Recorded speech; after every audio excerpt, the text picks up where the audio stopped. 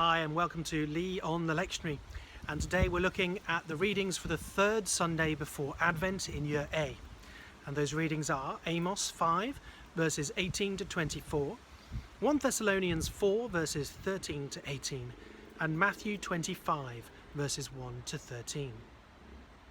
The fact that this is the third Sunday before Advent will probably not be the dominant thought in most people's minds on this Remembrance Day. Our readings, however, do give a perfect opportunity to speak about some of the issues thrown up by the memory of the Great Wars. They teach that a final cataclysmic day of reckoning is coming, for which prepared Christians can hope, while others ought to fear. Amos 5 speaks to the warmongers who long for a big battle to sort the men from the boys, so to speak. Do not desire that decisive day, the day of the Lord, in such a mood. Might does not make right when uncoupled from righteousness. The religious zeal of Amos's audience is utterly misplaced. Its hypocritical noise is offensive, not pleasing, and its solemnity is sickening to the God who loves justice more than pomp and outward show. Those who rush headlong into the fray in this kind of context will quickly find the end is worse than the beginning, and their hopes of resolution will be dashed by evils greater than they foresaw. Mock religiosity is an inadequate preparation for the sudden onrush of God's judgment. Jesus' parable of the 10 bridesmaids, or literally 10 virgins, reminds us that the day that is coming will be a day of separation, of disappointment to many who are not truly prepared. The foolish ones look ready with their lamps, but they do not have the fuel required to light a flame. All become drowsy and sleep before the great and long anticipated arrival of the groom.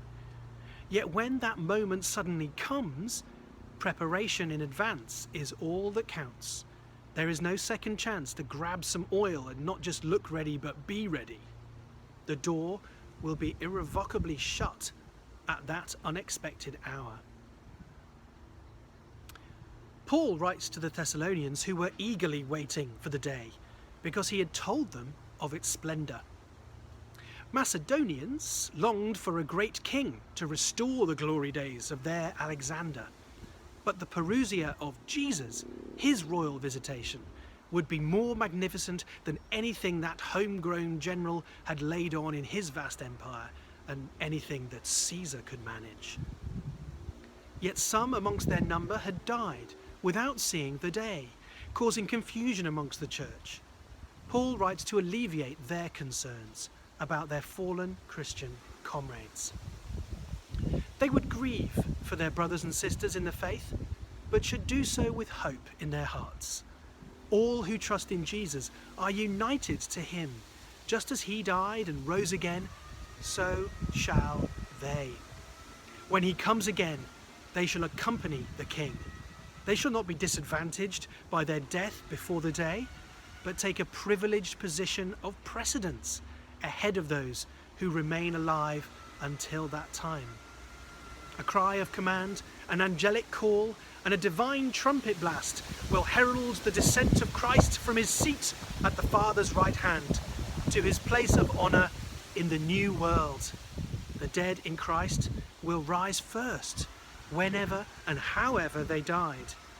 We who are left alive at that time shall only then be caught up to meet them.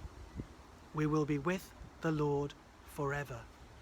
Judgment Day for some is reunion day for Christians. No wonder Paul urges us to encourage one another with these words. They give strength and hope to suffering and grieving believers who long for that day with more than just a vague hope. No, their hope is guaranteed by the solid reality of Christ's own resurrection from the dead.